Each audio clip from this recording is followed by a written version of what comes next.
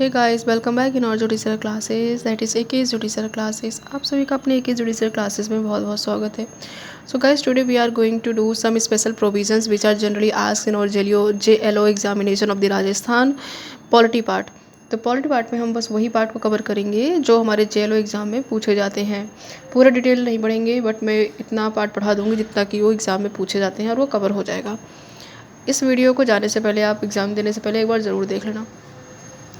Article 393 जो हमारा important है। आर्टिकल 393 क्या कहता है? आर्टिकल 393 कहता है कि may called as a constitution. Constitution का नाम बताया गया है 393 में, और उसको याद करने का ट्रिक मैंने लिखा है 3 for C for constitution, C for constitution. ये एक ट्रिक है, आपको अगर आप चाहते हो उसे यूज़ कर सकते हो। मोस्टली बच्चों को कन्फ्यूज़न होता है, ये क्वेश्चन आता भी एग्ज़ाम में कि 393 किसका है और 394 किसका है। 3 is a third term of the ABC, ठीक है, and C for constitution, C for constitution. इससे आपको ये ट्रिक कवर हो जाता है। नेक्स्ट हमारा है एनफोर्समेंट। एनफोर्समेंट, अब आप बोलोगे कमेंसमेंट भी मैम सी से है, बट यहाँ पे 3 नहीं है, ठीक है, यहाँ पे 3 नहीं है, 4 है, ये होना चाहिए सेम बिल्कुल।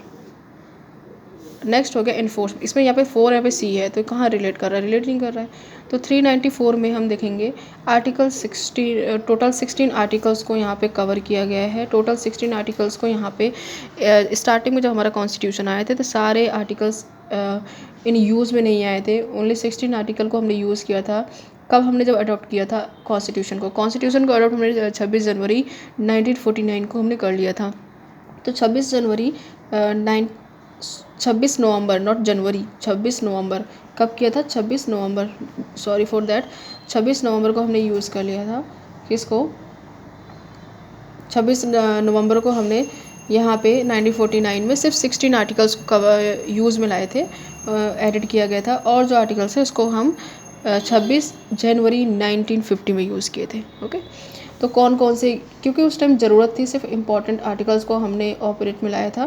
जैसे कि आर्टिकल 5, 6, 7, 8, 60, 324, 366, 367, 379, 380, 388, 392, 391 एंड 393 एंड 394, ये सारे आर्टिकल्स को हमने यूज़ में लाए थे।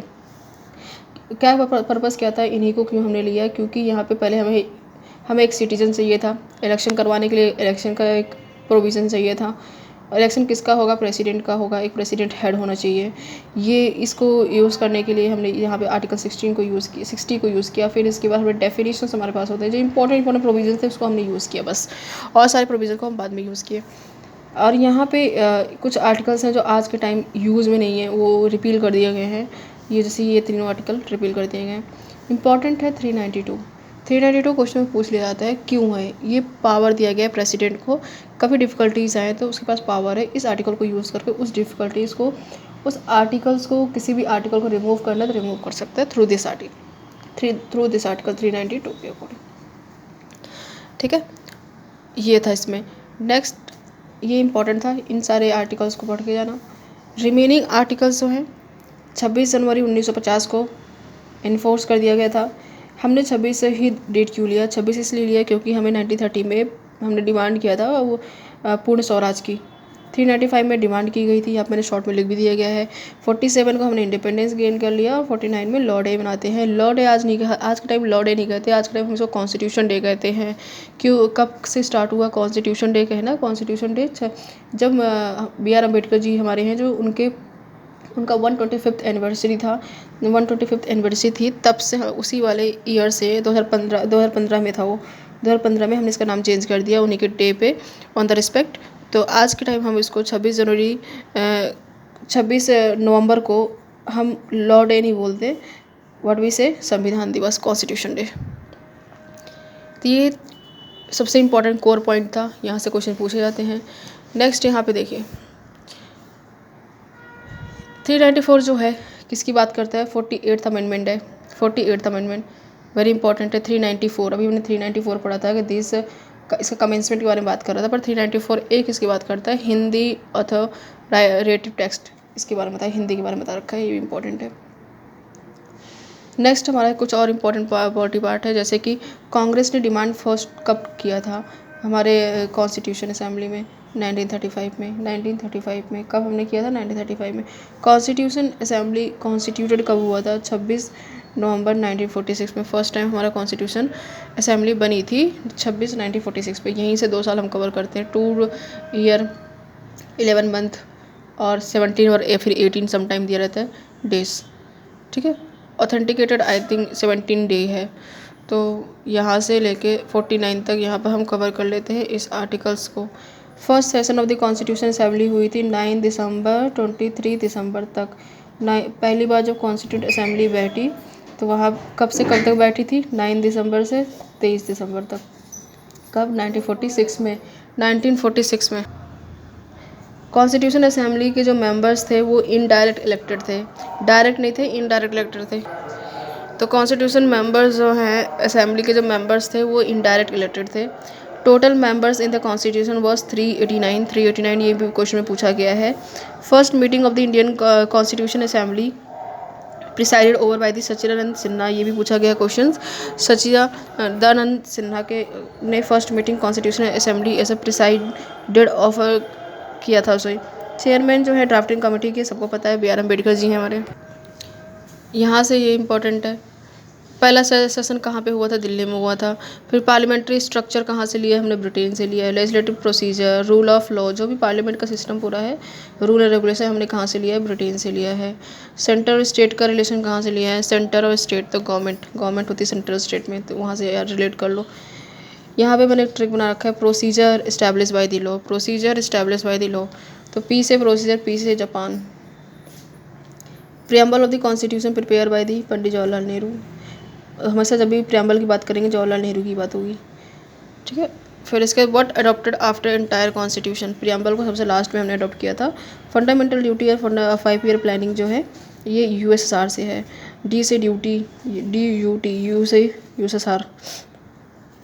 सिक्योर इंटीग्रिटी, सेकुलरिज्म, सोशलिज्म और इंटीग्रिटी को हमने ऐड किया था 42nd अमेंडमेंट के थ्रू 1976 में।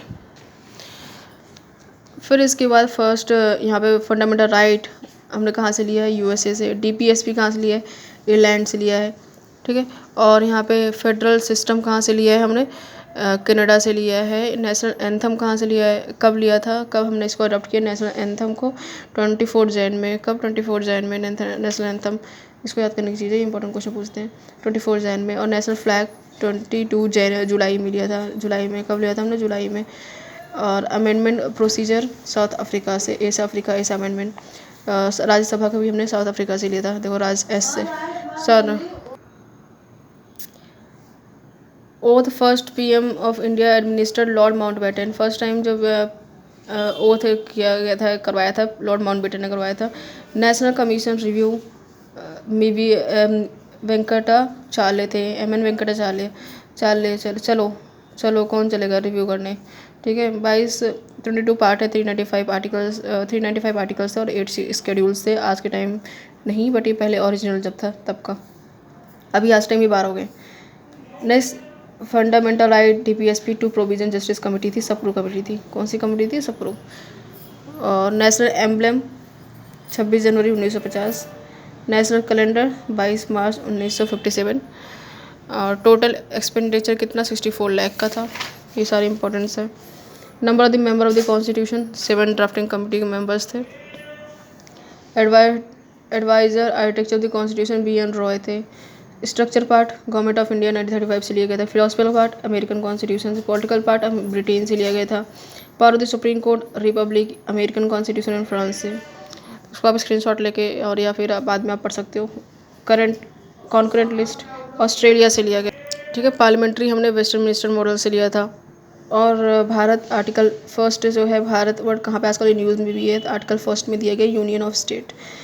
ऑब्जेक्ट रेजोल्यूशन जवाहरलाल नेहरू ने लिया था। प्रियम्बल ID किसने कहा था कि प्रियम्बल जो है एक ID है? पालखी वाला जी ने कहा था। क्वासी फेडरल का से KC प्रोफेसर। ये सारे फटाफट हम देख लेते हैं। प्रियम्बल फर्स्ट टाइम इंट्रोड्यूस इन USA। लिबर्टी इक्वलिटी फर्टर्निटी हमारा F से फ्रांस, F से फर्टर्निटी, ठीक है, फ्रांस में यूज़ हुआ था। प्रियम्बल इन द हॉरोस्कोप किसने कहा था? KM मुंशी जी ने कहा था। फेडरल किसने कहा था? क्वासी फेडरल केसी ने, और के एम मुंशी जी है ना, तो हॉरो साहब के बारे में बात करेंगे वो।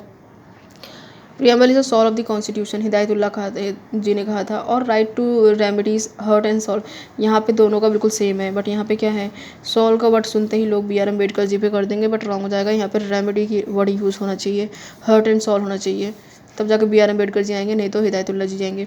कैटेगरी कितने हैं, स्टेट्स के ओरिजिन में 4 थे, कितने थे, 4। और यहाँ पे ये इंपॉर्टेंट नहीं है, state of territory of India specified in schedule first and establishment. और इसके बारे में बात करें न्यू स्टेट के बारे में, तो आर्टिकल 2 में बोलेगा। 36 अमेंडमेंट जो था वो सिक्किम के बारे में बात करता है। Alteration of the boundary article 3 में बोला गया है। इसमें क्या कहा गया था कि state and territory of India specify first schedule amendment administration and establishment of new state को एडमिनिस्ट्रेशन करना है। स्टेट के बारे में बात किया 2 में आएगा, बट अगर हम बाउंड्री के बारे में बात करेंगे तो वो आएगा 3 में। सिटीजनशिप कैसे हम ले सकते हैं, ब्रांड, एक ट्रिक लर्न करने का, ब्रांड से, जो BRAND रजिस्ट्रेशन है सबसे। आप इसका फुल फॉर्म देख लेना यूट्यूब पे, और किसी यूट्यूब पे फिर कहीं पे गूगल पे मिल जाएगा। इतना आपका ये इंपॉर्टेंट था, ठीक है। इसके आगे मैंने और भी कवर किया कि स्टेट कौन सा है, या फिर और भी आर्टिकल 15 इन डिटेल मैंने किया हुआ है। वुमेन रिजर्वेशन के बारे में प्रोविज़न, जुडिशरी के बारे में पूरा यहाँ पे दिया है सारा, कितने भी टाइप के, ये सारे मैंने नोट्स बनाए हैं, ये सब मैं आपको एक्सप्लेन करूँगी, ठीक है। ये हाई कोर्ट, सुप्रीम कोर्ट, कितने सेशंस हुए थे, सब डिटेल में, ठीक है। इन सब के बारे में वीडियो बनाऊँगी स्टेप बाय स्टेप, तो please do like and continue with the series.